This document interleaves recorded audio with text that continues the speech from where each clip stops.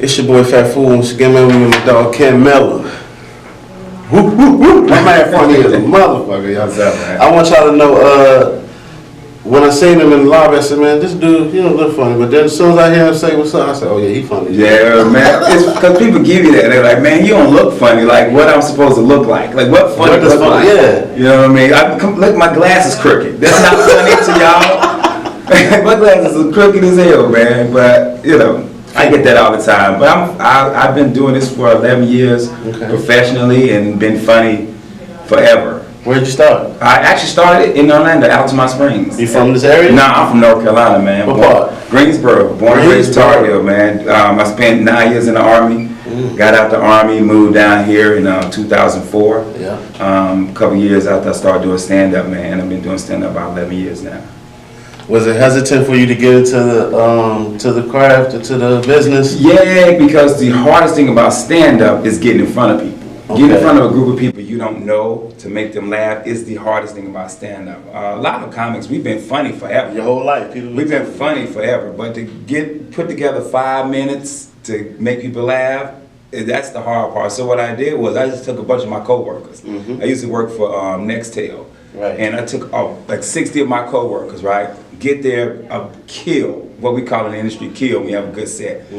But the host said, come back next week by yourself, don't bring nobody. Came back next week and I bombed. And bomb means you did bad. Oh, man. And after that I said, this is it. I'm gonna do this for a living. So I just started going to open mics and started my own open mic. And so I got my own room on Monday nights at the other bar downtown Orlando at 9 o'clock. And then I'm on the road usually 35, 40 weekends out of the year. The other bar, that's Wall Street. Yeah, on Wall Street, yeah. We got an open mic, starts at 9 o'clock every Monday, go from 9 to 11. Used to put about 20 comedians up. Every Monday is a different host. So that gives the opportunity for young comics to get some time of learning how to host, and I also pay them.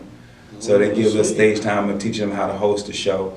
And it's 2 hours long. As you get 20 comics, and then whatever comics don't go up that Monday, they get bumped to the next week. So each week is a different show. You get a different show every week. And most people, if it's your first time, I buy your first drink. Because I'm usually outside getting drunk. Usually outside getting drunk. That sounds like a good, like win-win right there, man. I want to. It's a party, man. We do an open mic comedy from 9 to 11, and from 11 until they close, we play old school 90s hip hop, and with my people dancing. The vibe is great. You know, I tell people all the time, you cut that old school 90s on, people walk by and they stop, like, what's going on in there? Yep. And then they want to come inside and see what's going on. So, man, we've been successful for 7 years. We're the second longest comedy open mic in Orlando. Good. Have you did any shows back in Greensboro? Yeah, actually, I'm going home next weekend, the 29th and 30th. I'm at the Greensboro. Yeah. I'm going home. Greensboro Comedy Zone. Yeah, the month before that, I was in Raleigh. I did Raleigh, North Carolina, which is about an hour and 15 from the house. So, but yeah, I go home usually once a year to do stand up. But most of the time, man, I'm up and down the East Coast, Midwest. I made it to Cali once. That was for the Last Comic Standing auditions. And other than that, man, I'm up and down the East Coast. I've never really had a one-on-one with a comic, right? How do you feel about writers with the comic, per se? I got no problem with that. You don't? Every comedian runs a joke by somebody. Comics have writing sessions all the time. They do. We get together, we bounce stuff off each other, or just in a conversation. We'll be talking, drinking, and somebody say something funny and do like, yo, can I have that? Like, yeah, that shows. Like, we do it all the time. We do it all the time. I open for Paul Mooney. You guys know Paul Mooney. Paul Mooney, the legend. Paul Mooney wrote for Richard Pryor. Yeah. That's a well-known fact in comedy, but nobody said Richard Pryor had writers. Every comedian has, especially when you get that big, when you get to Kevin Hart status, you're going to have some guys that help you write or bounce ideas off of. That's the Plastic Cup Boys. Them is dudes. So there's nothing wrong with that. I wrote with a group called the Box of Chocolates Comedy Tour. It's me, Preacher Lawson, Justin Lawson, Akeem Woods. We bounce stuff off each other all the time. We take 4 or 5 hour road trips. We're joking and we're like, yo, that's funny. But what you should say is this, and what you should do is this. Well, when you say it, make that face. You know, comics do that all the time. That's nothing new. If there's a comic out there saying they write 100% of all their material without zero help, I find that hard to believe. That's my opinion. I always thought Dave Chappelle was like that until I discovered Neil Brennan. Yeah, but yeah, even Dave. But like I said, I ain't saying that Neil wrote Dave. Nah, he didn't write I'm just songs. saying Dave could come up with a joke and call Neil or call Chris Rock and say, "Hey man, look, I just wrote this. What you think about this?" And they'll say, "Oh man, that's funny, but what you should say is this." That's a difference between having somebody come ghostwrite your whole song. Right. You know what I mean? Right. You know what I mean? So it's a difference from that. You know, comics do that all the time. Dude, we have writing sessions all the time where we help each other. So yeah, we have friends that help us write. That's been in comedy for years, man. That's nothing new. Think Robin Harris had writers? He may have had people help him, but like I said, He probably had some writers. drunks with him. Yeah, writers like writing his whole set, probably Yeah. not. But to bounce a joke off of somebody, that's always done. That's not new in stand up, man. Who's your all-time favorite? Chris Rock. Chris Rock? Chris Rock is my all-time favorite comedian of all time. I just saw him here at Dr. Phillips, and he hadn't toured in 9 years, and you would have never thought that he hadn't been on tour, bro. He's my all-time favorite. Chappelle would be my second, and Patrice O'Neal would be my third favorite. Patrice is a beast. Bro, a beast. I got to open for Patrice, and it was one of the best comedy weekends I've ever had in my life, bro. That's a black. That's I've opened for some greats, man. Yeah. I've opened for some good dudes, man. Paul Mooney, Eddie Griffin, Patrice,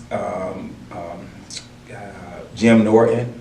That opened for Jim Norton, I man. know who that is. He no, he not from these. I'm thinking of Earthquake. I saw Earthquake live one week, and I saw Chappelle and Kevin Hart in that same. In that week, same- and Earthquake was the funnier comedy. Yeah, Earthquake. Man. Dude, I mean, and it's nonstop. It's like an hour of like for me, I'm a storyteller, so I tell you a story then punchline. Tell you a story then punchline. Earthquake is joke per second, joke per second. So in the first 30 minutes, you're laughing so hard that the last 30 minutes you can't laugh anymore. Because you've laughed for Yeah. 30 minutes You gotta kill straight, yourself. bro. And then his last 30 minutes is as funny as the first 30, but you're so tired from laughing, man. That's crazy, man. Earthquake. Shout out to him, man. Yeah, Earthquake is amazing, bro. Shout out to you, Ken. You getting comics paid, man. Hey You go man, to other that's, bars hey, too. I'm the quote unquote godfather of Orlando comedy, man. My job is to get these kids right and so they can move to LA, New York, Atlanta, Chicago, wherever they want to go, man, and do big things, man. And I wish all the best to my Orlando comedy family out there. I call us the San Antonio Spurs. 'Cause we're the small market of comedy, but we that damn good. I hear that, man. Where you at coming up? I'm at the Improv tonight, the Tonight, 19th. 19th. Just call the box office and say I want tickets to the anniversary show. The last week of July, I'm at. And tell the box office you want to see Ken Miller. You want to see Ken Miller? There's 7 comedians tonight. It's the 7th anniversary. You got 7 of Orlando's funniest headliners all on one show, and it's free. You're not going to get that for free too many places. So come on out tonight, 8 o'clock on the dot. We don't do CPT.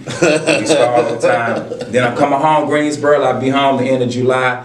And then other than that, man, find me on Ken Miller Comedian on Facebook, my fan page like that. And I put all my dates up. And you Put can all your follow me, dates man. up. Yeah. I hear that, man. That's what they got to do, man. I'm bringing my old lady to the Improv. Come on out tonight, man. Appreciate it, my dude. Thanks for having me. Thank you, brother. Anytime, brother. For the culture.